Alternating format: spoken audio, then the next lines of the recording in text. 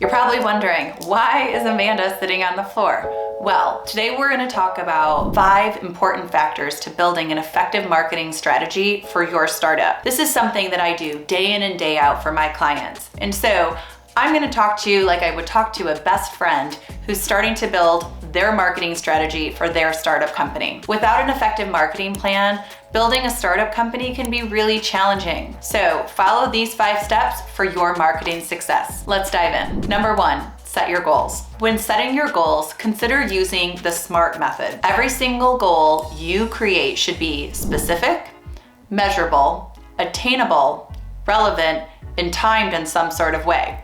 Hence the acronym SMART. In other words, state what you want to achieve, how you're going to achieve it, assess if it's possible to achieve it, determine if it's aligned with your existing company's goals and objectives, and the time in which you will be able to achieve it.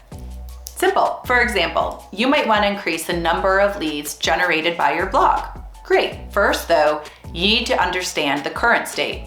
So you need to document and understand how many leads is your blog currently generating. From there, then you can determine what is that percentage increase you want to see and what is that number of actual leads that will be coming in. That is a measurable goal. You also need to check and see, do you have the funds or the time to actually create the additional content necessary for your blog to grow and to generate the leads that you're looking to see. Check to see if you have the budget to create more blogs, or even if you have the funds to invest in bringing on an SEO specialist to drive more eyeballs to those blogs. Confer with your co-founder or executives to determine if this goal falls in line with the rest of the company strategy. And of course, determine the timeline for you to achieve that goal.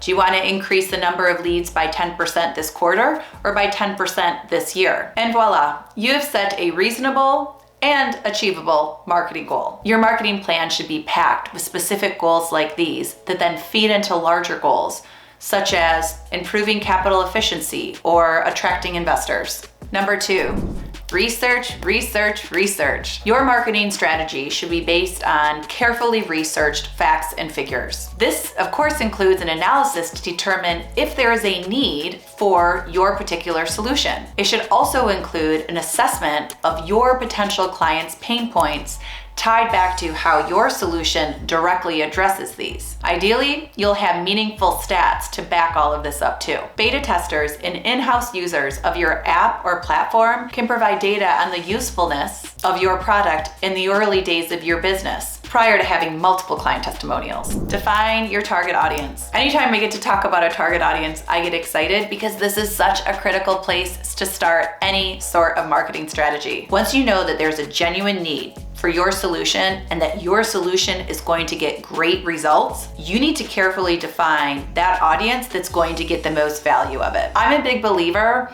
in not building a hammer and looking for a nail, but building the nail that the hammer actually needs. This means creating an ideal customer profile, or ICP, and that a majority, if not all of your marketing efforts are laser focused on targeting this type of customer. This avoids wasting your marketing budget on sectors that won't actually get value from your solution. It also helps you focus on which channels you should use and be spending money on, so you're not wasting money on channels that your ICP does not spend time in. Which takes me to number 4, which is choosing your channels. Diversification is great, especially if your ICP themselves are using multiple channels to reach their audience and their clients. However, if you're targeting a fairly narrow and niche audience that only spends time on LinkedIn, let's say, well then why would you want to invest a lot of money putting together Facebook ads to reach that audience if that's not actually a channel that they're using? Use your earlier research to determine which channels are going to drive the most impact. And finally, set a marketing budget. While creating a marketing budget is often the dullest part of marketing, it's essential to avoid scaling your marketing efforts faster than your company can grow. This is where a fractional CMO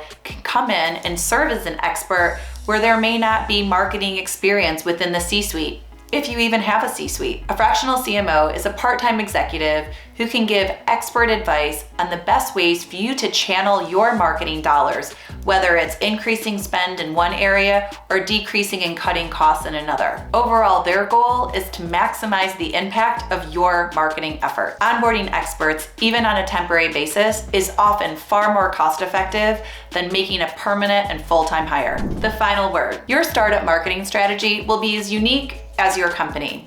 But by following these steps, it ensures you're taking the right steps to make sure that you have a solid marketing in place for your company to grow. If you want more insights or you want to chat with a fractional CMO, set up a 15-minute introductory call with one of the team members at Arch Collective. We can talk to you about your specific business, learn about what makes it unique, and then figure out what is the best solution for you. And of course, if you find this type of content helpful and interesting, subscribe to my YouTube channel. I'll see you next time.